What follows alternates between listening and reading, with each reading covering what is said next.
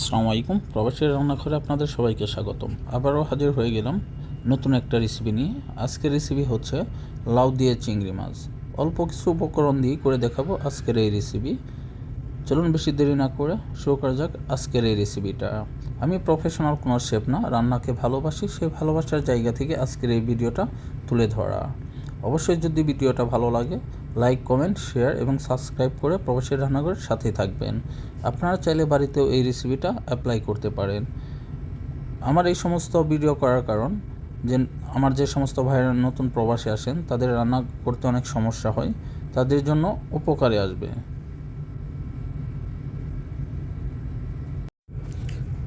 আমি এখানে কিছু চিংড়ি পরিষ্কার করে নিয়েছি আগে থেকেই। হ্যাঁ, চিংড়িটা অবশ্যই দুপাশ থেকে কেটে পরিষ্কার করে নিতে হবে এবং ভিতরের ময়লাটুকু বের করে নিতে হবে। এরপর জলদি করে আমি একটা লাউ কেটে নিয়েছি, পিসগুলো এরকম করে নিয়েছি, দেখতেই পাচ্ছেন পিসগুলো আমি কতটা মোটা রেখে দিয়েছি। এরপর গ্যাসের উপর একটা কড়াই দিয়ে দিলাম, তারপর গ্যাসটা অন করে দিতে হবে। গ্যাসটা অন করে দিয়ে আমি অপেক্ষা করব কড়াইটা গরম হওয়ার আগ পর্যন্ত। অবশ্যই ভলিউমটা মিডিয়াম রাখতে হবে। কড়াইটা আমার গরম হয়ে গেছে। এখন আমি দিয়ে দিচ্ছি 10 থেকে 12 চামচ সাদা তেল, এবং সাদা তেলটা গরম হয়ে গেলেই আমি এখানে আগে থেকে 2টা পেঁয়াজ কেটে নিয়েছি এবং কিছু কাঁচামরিচ কেটে নিয়েছি, সেগুলো দিয়ে দিচ্ছি। এরপর আমি একটা হাতা দিয়ে এটাকে আমি মিক্সড করে নিচ্ছি যেন নিচে লেগে না যায়। এরপরে দিয়ে দিলাম স্বাদ মতন লবণ। এরপর দিয়ে দিচ্ছি আদা রসুন বাটা। আমি আগে থেকে আদা রসুন পেস্ট করে রেখেছিলাম একটা ব্লেন্ডারে। এগুলো উপকরণ দেওয়ার পরে আমি আবারও মিক্সড করে দিচ্ছি। হ্যাঁ, এই সময়টা গ্যাসের ভলিউমটা অবশ্যই আপনাদের লো রাখতে হবে, তা না হলে পুড়ে যাবে। এই ছোট ছোট টিপসগুলো অবশ্যই মনে রাখতে হবে। আমি অপেক্ষা করব আদা রসুনের গন্ধটা দূর হওয়ার আগ পর্যন্ত। এরপরে পরিমাণ মতন মরিচে ফাঁকি দিয়ে দিলাম, 1/2 চা চামচ হলুদ গুঁড়ো কালারের জন্য, এবং 1 চা চামচ জিরে গুঁড়ো, এবং সর্বশেষ আমি দিয়ে দিচ্ছি 1/2 চা চামচ মিক্সড মশলা।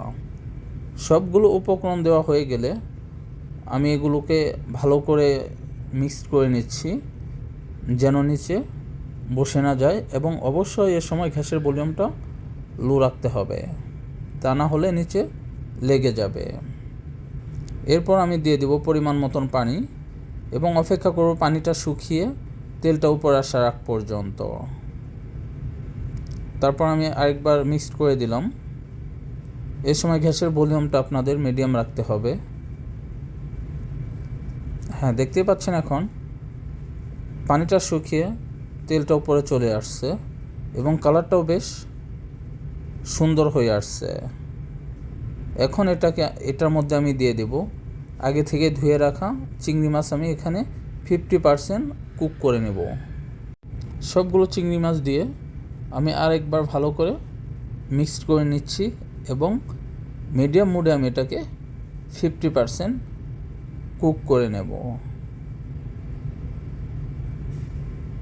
গ্যাসের ভলিউমটা মিডিয়াম রেখে আমি 50% কুক করে নিয়েছি।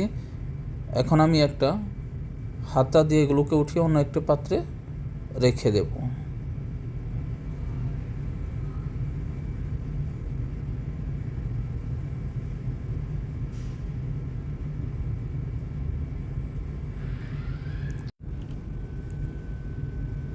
এরপর আমি দিয়ে দিচ্ছি কেটে রাখা লাউগুলো। সবগুলো লাউ দেওয়া হয়ে গেলে এগুলোকে ভালো করে মিক্সড করে নিতে হবে একটি হাতা দিয়ে। হ্যাঁ, ধৈর্য সহকারে এটাকে 20 মিনিট কুক করে নিতে হবে। আমি এইভাবে সবগুলোকেই মিক্সড করে দিচ্ছি এবং মিক্সড হয়ে গেলে একটা ঢাকা দিয়ে ঢেকে দিলাম এবং 20 মিনিট আমি কুক করে নেব। এখানে আমি কিন্তু পানি দেইনি, কারণ লাউটা যখন সিদ্ধ হয়ে যাবে তখন লাউ থেকে পানি চলে আসবে। ঢাকাটা উঠিয়ে নিলাম, দেখতেই পাচ্ছেন লাউ থেকে আমার পানি চলে আসছে এবং কালারটাও বেশ সুন্দর হয়েছে। এখন আমি আরেকবারের জন্য এগুলোকে আবার মিক্সড করে দিলাম একটা হাতা দিয়ে। গ্যাসের ভলিউমটা আমি এখানে মিডিয়াম রেখেছি।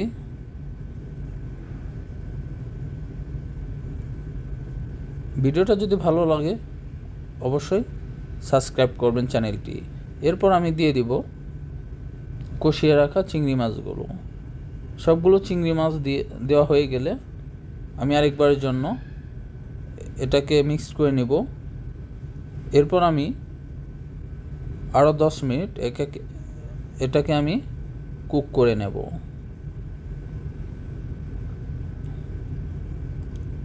আমার মিক্সড হয়ে গেছে, ঢাকাটা আমি ঢেকে দিচ্ছি 20 মিনিট কুক করার জন্য। দেখতে পাচ্ছেন চলে আসলাম, এখানে প্রায় আমার 80% কুক করা হয়ে গেছে। এরপর আমি দিয়ে দিচ্ছি পরিমাণ মতন পানি। হ্যাঁ, আপনারা পরিমাণ মতন পানি দিয়ে দিবেন, কতটুকু ঘন রাখতে চান সে পরিমাণ মতন পানি দিয়ে এটাকে আবারও মিক্সড করে দিতে হবে যেন নিচে বসে না যায়। এই সময়টাকে গ্যাসের ভলিউম হাই রাখতে হবে। হাই রেখে এটাকে আমি আরও 15 থেকে 20 মিনিট কুক করে নেব। সেজন্য আমি ঢাকা দিয়ে ঢেকে দিচ্ছি। চলে আসলাম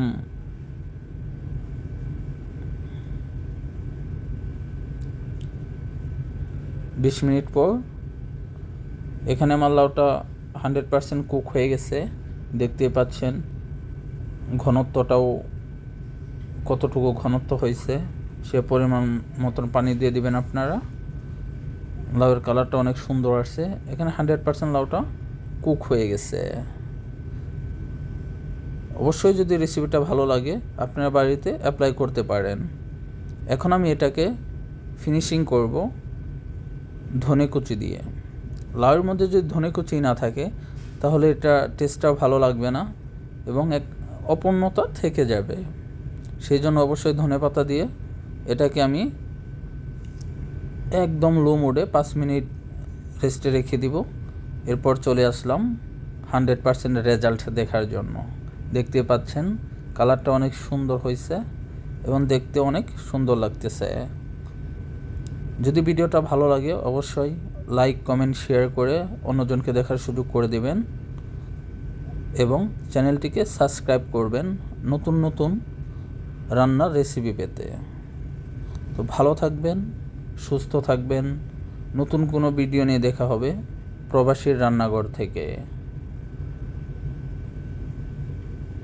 চ্যানেলটিকে অবশ্যই সাবস্ক্রাইব করবেন। ভিডিওটি ভালো